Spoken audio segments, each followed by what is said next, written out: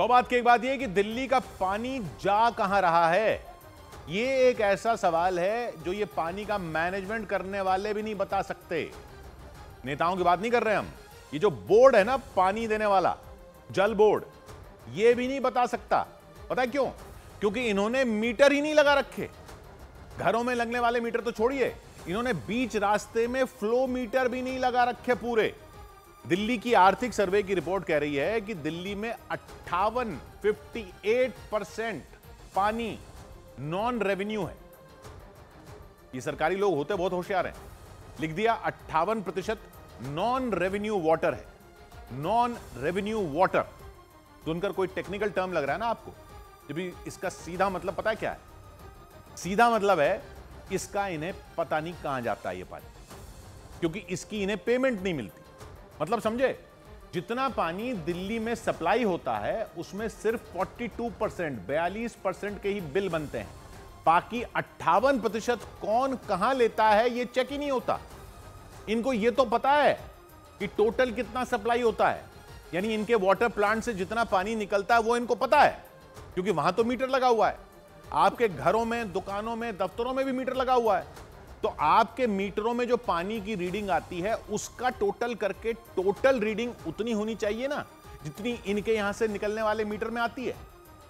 तो उसका ये बता रहे हैं कि सारे मीटरों का टोटल 42% ही है, क्योंकि रास्ते में जगह जगह इन्होंने मीटर ही नहीं लगा रखे।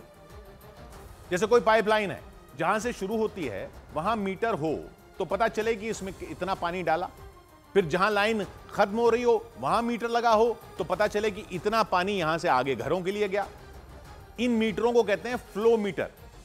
ये पूरे लगे ही नहीं हुए हैं, तो पता कैसे चलेगा कि बीच में पानी कहां गायब हो गया? जमीन निकल गई या आसमान खा गया?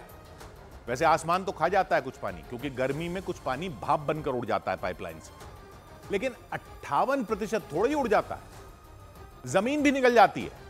आप कहोगे वो कैसे? तो वो ऐसे कि जमीन के अंदर जो पाइपलाइन होती है अगर वो लीक करती है ना तो पानी जमीन में ही रिसता रहता है। लेकिन ये तो तब पता चले ना जब पाइपलाइन के आगे पीछे मीटर लगे हों। पूरे फ्लो मीटर ही नहीं लगे तो कैसे पता चले कि कौन से पाइप से कितनी लीकेज हो रही है? और कैसे पता कि लीकेज ही हो रही है? कैसे पता कि पाइपलाइन पुरानी हो गई है, उससे फटकर पानी निकल रहा है, या कोई चोरी कर रहा है? इन्होंने तो कह दिया कि टैंकर माफिया हरियाणा से आ रहा है। कैसे पता कि दिल्ली के पाइपों से चोरी नहीं हो रहा? बस नॉन रेवेन्यू बोलकर बात खत्म कैसे हो जाएगी? बिजली कंपनियां हर स्टेज पर चेक करती हैं कि कितनी बिजली प्लांट से सप्लाई की, कितनी स्टेशन पर पहुंची, कितनी सब स्टेशन पर पहुंची, कितनी मोहल्ले के ट्रांसफार्मर तक पहुंची, टोटल बिल कितने का हुआ। तभी तो पता चलता है कि कहीं बीच में किसी ने कटिया डाल के बिजली चोरी तो नहीं कर ली, और कर ली तो वो कहां से चोरी हुई। पानी में भी पता चल सकता है, लेकिन यहां तो 58% का पता ही नहीं।